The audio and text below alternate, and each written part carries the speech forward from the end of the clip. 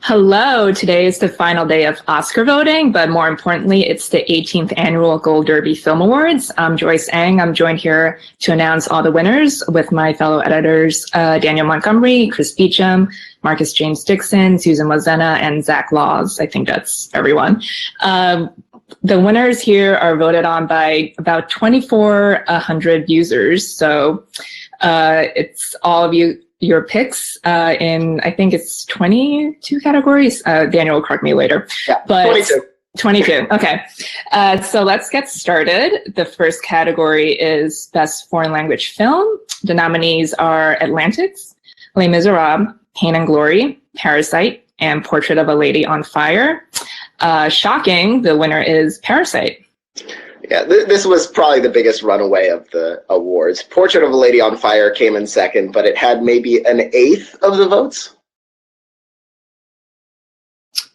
Well, moving on to Best Documentary Feature, and this is one of the Oscars that I have no idea what to do. So maybe the Gold Derby Awards will convince me. The nominees for us are American Factory, Apollo 11, For Sama, Honeyland, and One Child Nation. And the Gold Derby Award winner is Apollo 11. So no, this will not convince me what will win the Oscar. Maybe that won't, but American Factory did finish second, and that is nominated for an Oscar, so maybe that'll help you. This was a reasonably close race. Apollo 11 did win by almost 200 votes, but American Factory did have a lot of support, and there was a pretty decent spread here. Every nominee had a lot of support here. Well, another hard to predict Oscar category, for me at least, is Best Animated Feature. And the nominees were Frozen 2, How to Train Your Dragon, The Hidden World, I Lost My Body, Klaus, and Toy Story 4. And they went with a staple franchise, Toy Story 4. And it had almost twice as many votes as second place, which was I Lost My Body. And then a good amount of voters went with Klaus as well, which makes this, which might be what helps it at the Oscars, Toy Story 4. There's so many possible alternatives that they might just default. Well, I've got the next two categories. The first one is Best Visual Effects, and the nominees are Ad Astra, Avengers Endgame, The Irishman, 1917, and Star Wars: The Rise of Skywalker. And the winner of Best Visual Effects is Avengers Endgame. And this was a blowout. It had twice as many votes as second place, which was actually 1917, which may be interesting for Oscars. The Oscars tend to go with the most best picture-y of the nominees, and 1917 had almost twice as many votes with us as The Irishman did. So maybe that's a thing. Maybe it's not a thing. That's what I'm picking right now at the Oscars, 1917. Yeah, same here. Best Sound, here's a category where we combine editing and mixing. So when you see the list of actual nominated names, you'll see all of the editors and mixers. And maybe the Oscars could take a cue from that and not have two categories that nobody really, other than the editors and the mixers, know which is which. And the BAFTAs do one, so. BAFTAs do one, most of them do one. Anyway, Best Sound, Ad Astra, Avengers Endgame, Ford versus Ferrari, Joker, and 1917. And our winner for Best Sound is 1917. Yeah, that was another blowout, more than twice as many votes as second place, Ford v. Ferrari, and then third place, Ad Astra, also had a significant amount of support there. Which brings us to Best Production Design. The nominees in that category are Knives Out, Little Women, 1917, Once Upon a Time in Hollywood, and Parasite. And the Gold Derby Award for Production Design goes to Once Upon a Time in Hollywood. And this was a very close race. Well, fairly close. Less than 100 votes. Once Upon a Time in Hollywood had over second place Parasite. 1917 was also really strong. There was a drop-off after that. Okay, well, we have both music categories next, and unlike the Iowa caucuses, I'm going to let you know who the winners are right away. Up first, we have It's Pete Buttigieg. Just say it. He's paying for the app we're using right now. So first off, we have Best Original Song. The nominees are Glasgow, No Place Like Home from Wild Rose, A Glass of Soju from Parasite, I'm Gonna Love Me Again from Rocket Man, Into the Unknown from Frozen 2, and Stand Up from Harriet. And the winner is I'm Gonna Love Me Again from Rocket Man, the Oscar frontrunner. Although I'm not sure if this clarifies what's going to actually win at the Oscars for us, because it might for me. This was a surprising blowout. Like I thought this would be a lot closer. Glasgow finished second, and it's not even up for the Oscar. So I feel like it just might be the default winner at the Oscars. I think so too. Yeah, I think that if nothing else here could really factor in that much that was nominated at the Oscars, then maybe that's a sign that just don't underestimate Sir Elton at the Academy Awards. Up next, we have Best Score, and the nominees there are Joker, Little Women, Marriage Story, 1917, and Us. And the winner, she's sweeping every award this season, is Joker. Yeah, and it had almost twice as many votes as poor Thomas Newman in second place at 1917, which I'm sure is reflective of every single award this season. I'm sure he's been second place every single time. So maybe the 16th nomination will be the charm for him sometime soon. We can only hope. 1917 is going to sweep everything except score. So. Next, we have Best Makeup and Hair. The nominees are Bombshell, Joker, Judy, Once Upon a Time in Hollywood, and Rocketman. And the winner is, another shocker, Bombshell. Yeah, this is another blowout. It had more votes than the rest of the nominees combined, which I think it's just a factor of the most makeup in this category won. And also, I mean, honestly, that makeup is really fantastic. That transformed both, Charlize Theron and especially John Lithgow. So. This is like another Darkest Hour Vice situation here. Yeah. Next, we have one of the closer Oscar races, film editing. The nominees are Ford versus Ferrari, The Irishman, 1917, Once Upon a Time in Hollywood, and Parasite. And the winner is Parasite. Yeah. And maybe close at the Oscars, but not here. Parasite won with almost twice as many votes as second place 1917, which isn't even nominated at the Oscars. And then we had Ford v. Ferrari in third place. Well, moving on to Best Costume Design, our nominees are Dolomite Is My Name, Jojo Rabbit, Little Women, Once Upon a Time in Hollywood, and Rocket Man. And the winner is Little Women.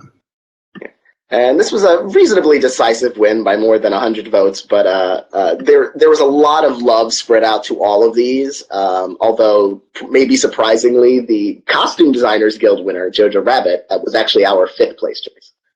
Wow. And the costume design snubbed Little Women, but maybe they didn't see it in time. I don't know what happened with that. That was very strange.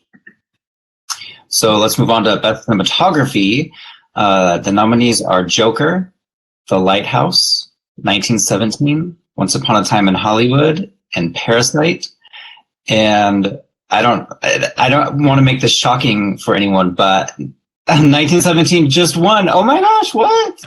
Yeah, this was another blowout. It had more votes than the rest of the nominees combined, although The Lighthouse had, relative to the other four non-winners, had a lot of support than Parasite in third.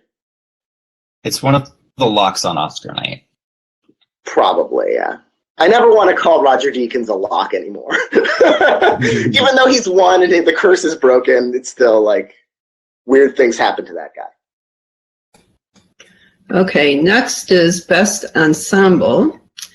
And the nominees are The Irishman, Knives Out, Little Women, Once Upon a Time in Hollywood, and Parasite.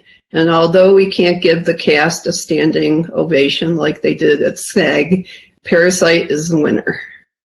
And another kind of a blowout, more than twice as many votes as second place, Knives Out, and then third place, Once Upon a Time in Hollywood. But this was another category where there was a lot of votes spread to all the nominees. And that brings us to a category that we have at our awards that aren't at the Oscars, Best Breakthrough Performer. Now, this award goes to an actor for their body of work through the year. So if they had multiple films, we don't single out one particular film. It's strictly for the actor and not for any particular film they're in. The nominees are Cho-Yo Zhang, Roman Griffin Davis, Ana de Armas, Florence Pugh, and Zhao Shuzhen. And the Gold Derby Award for Breakthrough Performer goes to Florence Pugh by a huge margin. She was very much this year's kind of Jessica Chastain or Alicia Vikander, where they're in just like 4 or 5 different movies, and it's a huge year for her. And Roman Griffin Davis was second, and Ana de Armas was third. Congratulations to that woman, Florence Pugh. Up next, we have the screenplay categories, which have had quite a shakeup recently, considering what happened at both WGA and BAFTA. Hopefully, we can give you guys some clarification on what you should be predicting. Let's start off with original. We have The Farewell, Knives Out, Marriage Story, Once Upon a Time in Hollywood, and Parasite. And the winner is Parasite. Yeah, another blowout, more than twice as many votes as Marriage Story in second place, and then Once Upon a Time in Hollywood with significant support in third. Knives Out was actually, 2 through 4 were pretty close together. Knives Out was in fourth place. Up next, we have Adapted Screenplay, which mimics the Oscars 5 for 5. We have The Irishman, Jojo Rabbit, Joker, Little Women, and The Two Popes. And the winner is Little Women. So, how do you pick between that and Jojo Rabbit at the Oscars, I wonder? Pick Jojo Rabbit. That's what I'm thinking too. I love the Gold Derby Awards, and I love this pick. Little Women was my pick also. It was a pretty decisive victory. It had almost twice as many votes as Jojo Rabbit in second place. But yeah, picking the Oscars, I'd go with Writers Guild and BAFTA before I go with us, which is a testament to how individually minded we are. We are not sheep. Mm-hmm. Well, let's see if we are or not. We're moving on to the acting awards. We're starting to get to that point. Acting awards. Well, I'd say there's at least one surprise on the way, but I've got Best Supporting Actor, Willem Dafoe, The Lighthouse, Al Pacino, The Irishman, Joe Pesci, The Irishman, Brad Pitt, Once Upon a Time in Hollywood, Song Kang-ho, Parasite. And our winner has won every place he possibly could this season, I believe, and that's Brad Pitt. Yeah, this is a decisive victory. Almost twice as many votes as second place, which was actually Song Kang-ho, then Willem Dafoe in third place. And the Irishman actors split their vote, but if you add them up, they're still short of actually Song Kang-ho's second place total. So wow. They weren't really in it. But yeah, it's interesting in these categories where the front runner wins how close it was. So the statistics might be more interesting than some of these winners if they seem like they were foregone conclusions.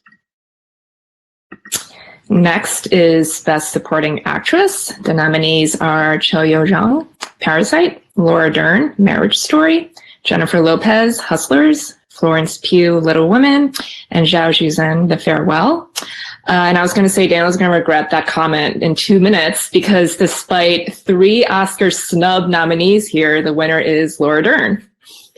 But it is a little bit more interesting than meets the eye because this was the closest race top to bottom. There were only about 250 votes between first place and last place.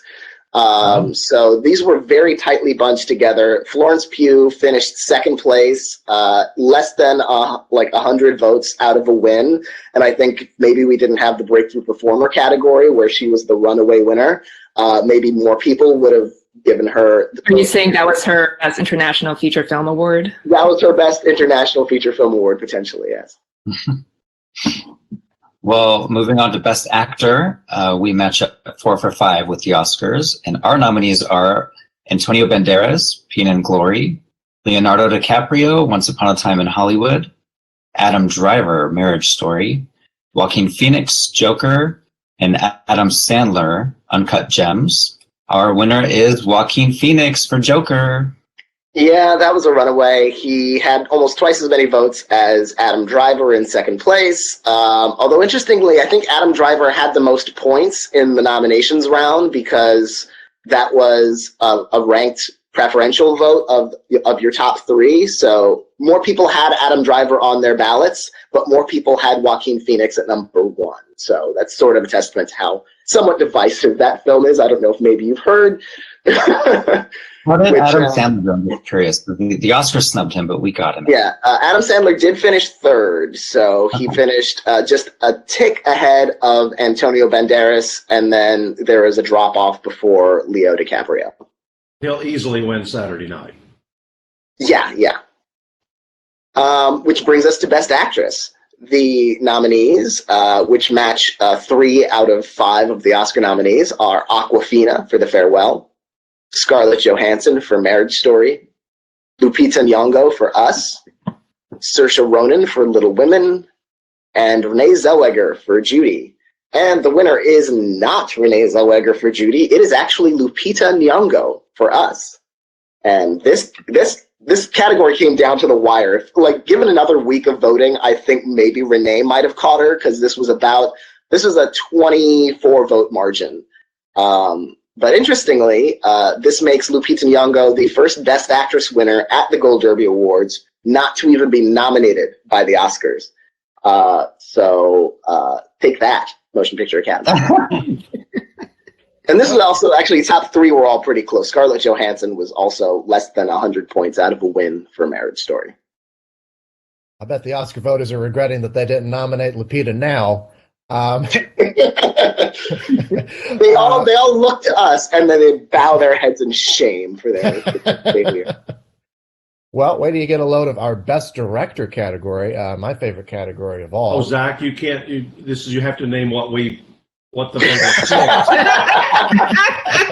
and not who you want. Oh, okay, all right, gotcha. Let me just get the right screen up here then. The nominees are Bong Joon-ho for Parasite, Greta Gerwig for Little Women, Sam Mendes for 1917, Martin Scorsese for The Irishman, and Quentin Tarantino for Once Upon a Time in Hollywood. And the winner is Bong Joon-ho for Parasite. So, Daniel, I'm really interested to hear how the vote tallies for this one ended up shaping up. In advance, I'm sorry. All right, I don't want to hear all of them. Just first off, this was a runaway for Bong Joon-ho. It was a complete blowout, more than twice as many votes as Sam Mendes in second place. Although interestingly, because 1917 opened so late, it actually took it took a while to sneak into our top 10 for Best Picture nominees and our top 5 for Best Director nominees, but it moved up very well here. And then we had Greta Gerwig in third place. But yeah, Bong had this beginning to end.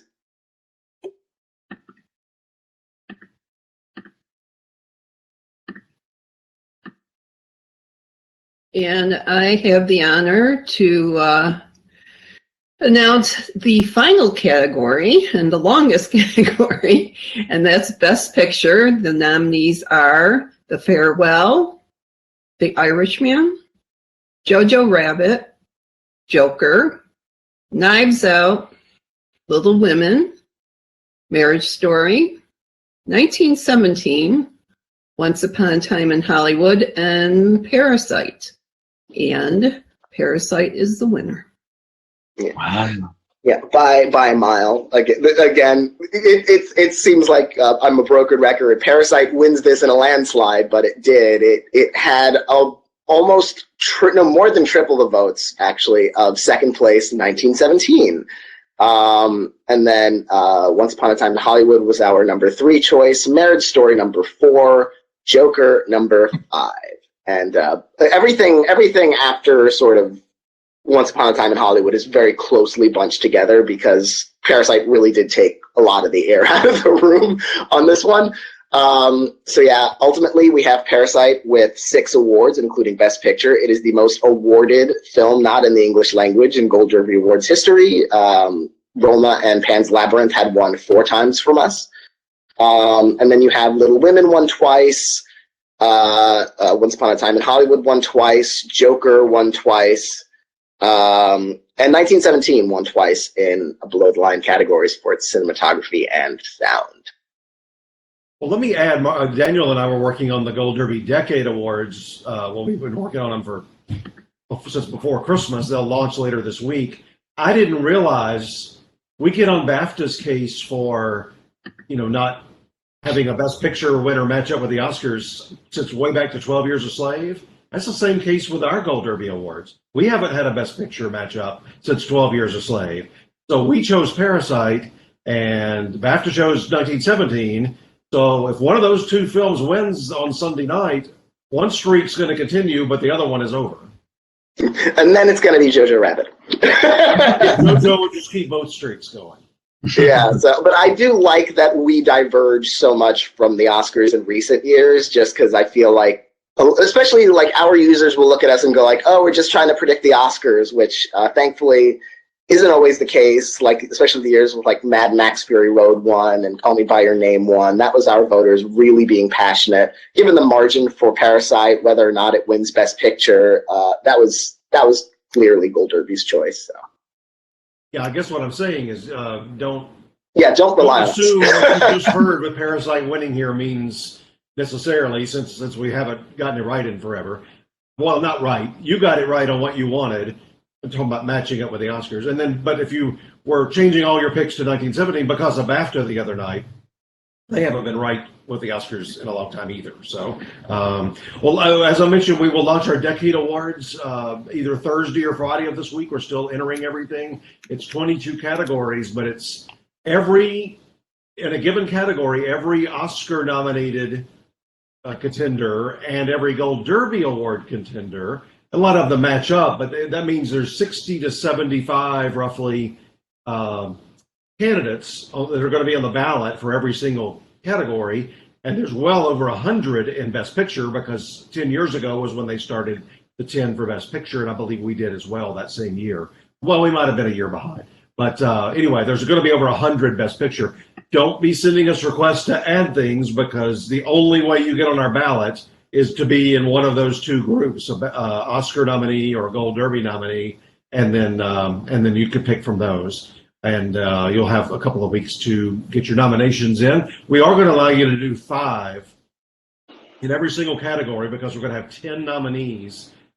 We just feel like there's so much passion across the board when you count up an entire decade's worth of work in a given category that we're going to allow you to do 5, and we'll have 10 nominees that you could choose from for winners later on. So thank you all for voting. The next step is that we are going to launch those Decade Awards later this week. And in just a few minutes, I'm going to be sending out winner certificates to all of the people you just heard announced as winners. And we hear all the time from them, whether it's TV or film, how much they enjoy getting those. And it goes on their IMDb page and is featured as a nomination or a win, for the rest of their, even beyond their careers. So thank you all for watching. Thanks to all our editors for so much work, not only on this, but all through Oscar season. And we'll see you at the Oscars this weekend.